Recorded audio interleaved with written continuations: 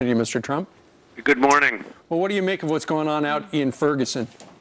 Well, it's a terrible thing. It's a very sad thing. I was in India. I was all during the course of this, and I will tell you the biggest subject in India was what's going on in Ferguson. So I got a glimpse of it, but very, very, very sad to see this happening. Why does it happen? And also, I understand the Iranian Ayatollah tweeted out that there's racism in America, so we're not looking good worldwide. But in the big picture, we have a controversial situation where a guy dies in Staten Island by at the hands of police, whether they were keeping him down or whatever they were doing. A lot of controversial, a lot of people outraged, but no riots. Why are there riots there and not here?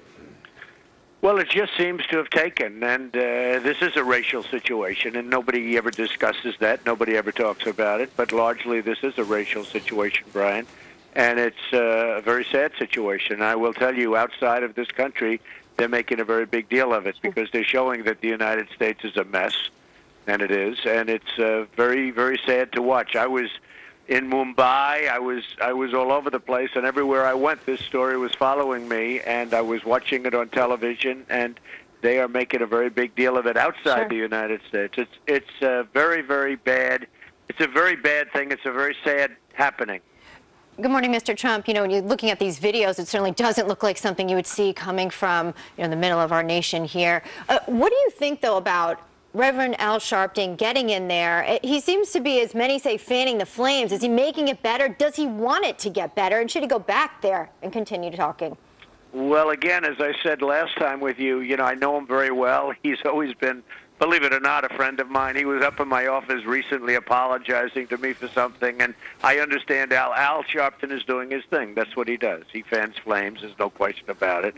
He's doing his thing. He makes a living doing it. I mean, he's actually, for him, it's a cottage industry. He makes a living. Does he believe in it? Let's not discuss that. But he certainly creates a little bit of a cottage industry for Al Sharpton by doing it. Donald, and this is a time when you can't be doing that. There's no question about it. This is really terrible. And this could spread to other parts of the country. Do not kid yourselves. Yeah, absolutely. Mr. Trump, are you saying that Al Sharpton, this is how he makes his money, by fanning these flames? This is his business? Well, this is an industry for Al. It's a small industry, but it's the way, Al Sharpton is doing his thing. This is what he does. Whenever there's a conflict, he gets up there, and sometimes it's for the right, and sometimes it's for Al Sharpton.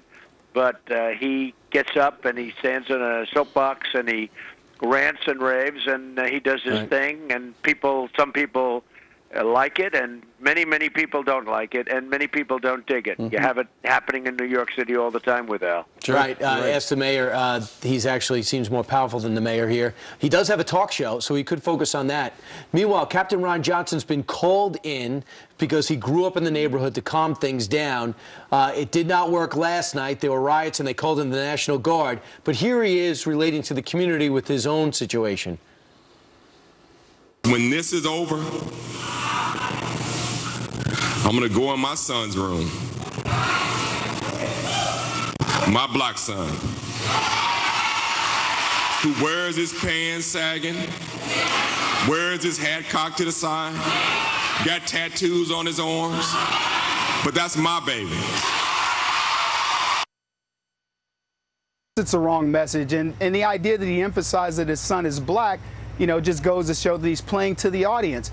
Look, these guys are losing sight. That what they want us to do, guys, is lose focus on the idea that there are two sides to this story. And he said something a little more incendiary before that, if you ask me, where he essentially said, I stand here, almost saying he was ashamed to be in the uniform. Yeah, I mean, this is not the way you quell this incident and make people understand that we have to have law and order. We have to have people that will look at both sides of an issue objectively.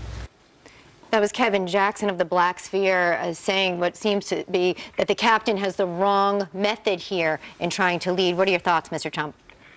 Well, I think it's very simple. This is a racial situation. It's not covered that way in the press. It's not even discussed in the press. They don't want to discuss it.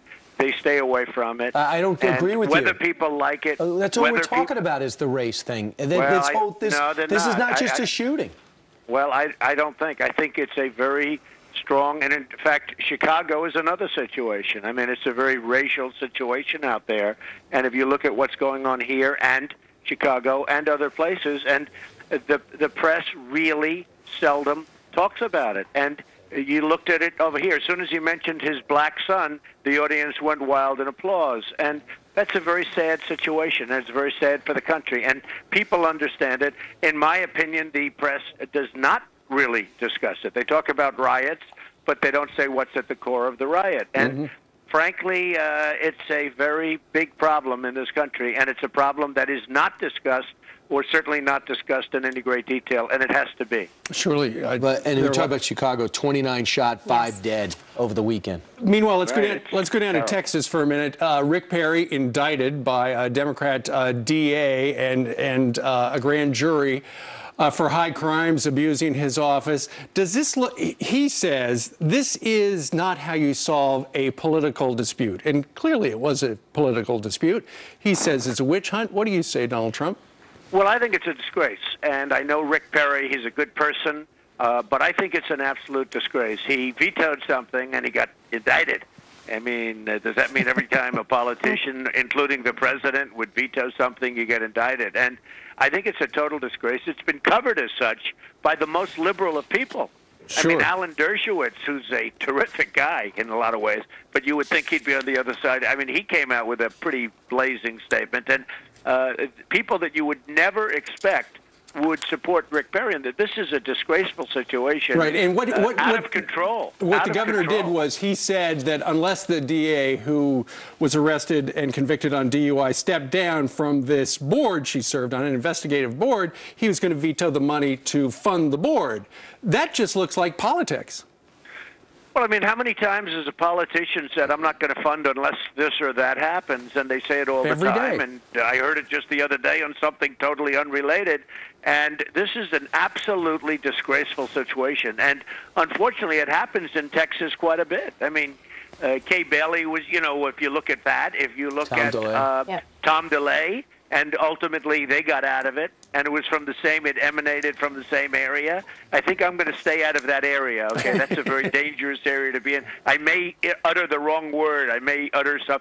No, seriously, for the governor, and I think it's going to end up making him bigger and stronger. So helping him for if 2016? He handles it properly. Helping him for 2016, ultimately? I don't know. That I don't know. Certainly his plans right now are waylaid. But I think ultimately this could actually make him, it could actually make him bigger and stronger. The way he handles it is very important. But it is an absolute disgrace, and this isn't from Donald Trump. This is from virtually every legal scholar that's seen it. This should never have happened. And then when you look at the woman who did it in the drunken stupor, whoa. I mean, give me a break. Yeah, her drunken stupor wasn't a huge story. Now everyone's running this video, so it could have boomeranged on her and her supporters. Donald Trump, always great to see you. Glad to have you back stateside. Okay, thank you very much. All right, it's 7-Eleven in New York.